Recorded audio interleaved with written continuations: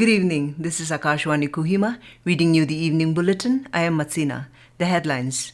Kohima Police arrest prime accused in the murder of 22-year-old Vihozhonu Zao. Chief Minister Rio says unity remains cornerstone of Naga progress at Golden Jubilee of Tenyimi Union Dimapur. Tokhü Emong Mini Hornbill festival begins in Wokha. And in Bihar, polling for the first phase of assembly elections in 121 constituencies to be held tomorrow. Now, the news in detail. Tokhü Emong Mini Hornbill Festival begins at Wokha, and in Bihar, polling for the first phase of assembly elections in 121 constituencies to be held tomorrow. Now, the news in detail. In a swift breakthrough in the murder case of 22-year-old Vihozhonu Zao, the Kohima Police have arrested the prime accused, Samuel Zao, who is the victim's uncle. The arrest was made yesterday night at their residence. Addressing a press conference at the Superintendent of Police SP office today, Rio informed that the Special Investigation Team SIT, led by Additional Superintendent of Police K. Soriso and 8 other members, conducted a comprehensive and coordinated investigation that led to the arrest. SP Rio said that the accused has confessed to the crime, revealing that the murder took place at around 2 p.m. on October 24th. He revealed that on a fateful day at around 1400 hours, he had asked her to prepare tea. However, she engrossed with her mobile phone and responded in a dismissive manner which angered him. In a fit of rage, he picked up a piece of firewood and struck her on the head, causing her to collapse on the spot. After the assault, the accused took the sweater lying on the inverter box and used it to cover the victim's head in an attempt to stop the bleeding. Subsequently, he switched off the victim's mobile phone, removed the SIM card, broke the handset into pieces, and disposed of it in the KMC dumping truck the next morning. The sweater used to mop the floor and clean the bloodstains was also thrown in the nearby gutter to destroy evidence. He then kept the body inside his room before disposing it off near the ring well in the basement. Mr. Rio further described the case as extraordinarily challenging, calling it essentially a blind case. The SP explained that the identified crime scene was suspected to be a secondary location, which made it difficult for the investigators to establish a clear motive, sequence of events, or the exact circumstances of the murder. Mr. Rio also said the case is still under investigation. It was also reported that the accused was adopted by the victim's aunt from Nepal. Further, the Kohima Police expressed appreciation and gratitude to the public for their patience, understanding, and cooperation throughout the investigation. The Tenyimi Union Dimapur TUD celebrated its Golden Jubilee today with the dedication and unveiling of the Jubilee monolith at the Tenyimi complex, followed by a public program at the DDSC Stadium. The monolith was dedicated by Reverend Tenga Sep, pastor of DRBC Khermahol, and unveiled by Chief Minister Rio, while Deputy Chief Minister Tia Ziliang released the Jubilee balloons. Addressing the gathering, Chief Minister Rio emphasized that unity remains the cornerstone of Naga progress. He highlighted the importance of dialogue and mutual respect among Naga tribes and with neighboring states. He reiterated that while the 4 non-Naga tribes listed under the Scheduled Tribes ST Order 1970 enjoys ST status, they cannot be regarded as indigenous inhabitants of the state.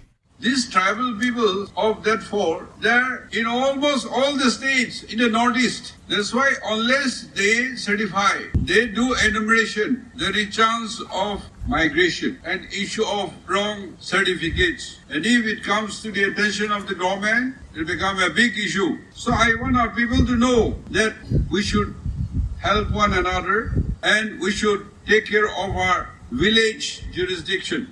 On the inner line permit ILP system, Mr. Rio noted that the 2025 online portal and revised guidelines aim to better protect indigenous populations, calling for cooperation from civil society to ensure effective implementation.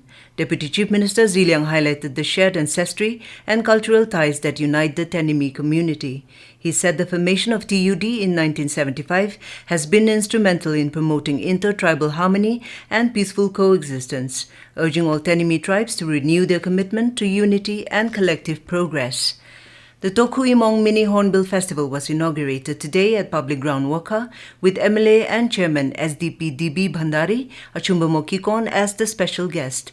Speaking on the occasion, Mr. Kikon underscored the essence of Tokhü Emong as a time for unity, reflection and strengthening community bonds. He emphasized the need to cultivate responsibility, critical thinking and a positive mindset to drive growth and social progress within the Lotha community. Kikon stressed the importance of collective effort in improving community welfare, particularly in sanitation and climate resilience initiatives across Wokha district. Following the official launch of the celebration, Kikon inaugurated the Tokhü stalls and declared open the traditional competition, which featured events such as traditional weaving and folk song performances across various categories. In Bihar, polling will be held tomorrow for the first phase of assembly elections in 121 constituencies spread across 18 districts. Elaborate security arrangements have been made to ensure free, fair and peaceful polling. The assembly segments of 18 districts including Patna, Vaishali, Nalanda, Bhojpur, Munger, Saran, Siwan, Gopalganj, Muzaffarpur will go to polls tomorrow. To monitor the polling process, webcasting will be done from all 45,341 polling stations. Polling will begin at 7 a.m. and conclude at 6 p.m. However, due to security considerations, polling time has been curtailed to 5 p.m. in some assembly segment. This is Akashvani Kohima giving you the news. For quick news update, follow us on our X handles AIR News Alerts and AIR_Kohima. You can also listen to this news bulletin on News on Air app and YouTube channel AIR News Kohima. Welcome back. You are listening to the evening news. The GST Bachat Utsav started on the 22nd of September this year with the reduction of GST on many items benefiting citizens across the country. Our correspondent brings a report on how the next generation GST reforms are boosting the economy of Nagaland. The recent GST reforms mark a crucial step towards strengthening Nagaland's economy by rationalizing tax rates across multiple industries. The tourism sector in Nagaland, covering tour operations, hotels and homestays, is poised to benefit from the GST reform, making hotel accommodations more affordable and supporting wider tourism growth statewide. The new GST reforms have brewed fresh opportunities for Nagaland coffee, with rates on roasted beans reduced from 12% to 5% and on coffee extracts from 18% to 5%. The reduction is expected to lower overall costs by 6.25% to 11%, making Nagaland coffee more price competitive and profitable for growers and MSMEs. The reforms have brought a transformative opportunity for inclusive development, empowering artisans, farmers and micro-enterprises, positioning Nagaland as a culturally rooted, growing centre for trade and tourism. With Shivang Misra, Bhanu Pratap Singh, Akashvani News, Delhi. External Affairs Minister Dr. S. Jaishankar today said that the partnership between India and Japan contributes to enhancing strategic stability in the Indo-Pacific. Addressing the 8th India-Japan Indo-Pacific Forum in New Delhi, Dr. S. Jaishankar added that India-Japan partnership must focus on leveraging strengths, bolstering supply chains, and investing in artificial intelligence, semiconductors, critical minerals, clean energy, and space. The External Affairs Minister mentioned that as two major democracies and maritime nations, India and Japan have a larger responsibility towards the Indo-Pacific, and the Indo-Pacific Oceans Initiative has the potential to advance contributions. Partnership that has deepened so much in the last few decades has greater value than ever before. It serves to enhance strategic stability in the Indo-Pacific and contribute to the economic one at a global level. Maintaining a free and open Indo-Pacific is a stronger imperative, but also a more complex challenge. Our bilateral relationship responds to the changing global scenario, and that is reflected in the deepening of cooperation across multiple domains. And Kohima Police have appealed to the public for assistance in tracing a suspect involved in an armed robbery at the State Bank of India SBI Chedama branch, Kohima, which occurred October 31st. According to police, the suspect has been identified as Vitolu Dome, son of Kho Dome, a resident of Javame village, Pek district. Authorities have urged anyone with information on the suspect's whereabouts to contact the officer in charge, North Police Station, Kohima, at 600-930-8087 or 897-482-1030.